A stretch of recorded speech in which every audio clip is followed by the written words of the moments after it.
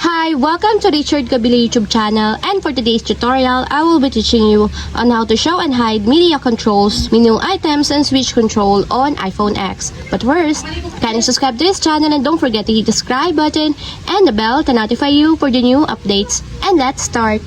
Using your iPhone X from your home screen, first go to Settings. Then in the Settings, scroll down and find the Accessibility and then tap. Then in the accessibility, scroll down again and go to physical and motor section and then tap the switch control. Then in this part in the switch control, scroll down and go to menu items and then tap. Then in this part in the menu items, tap the media controls.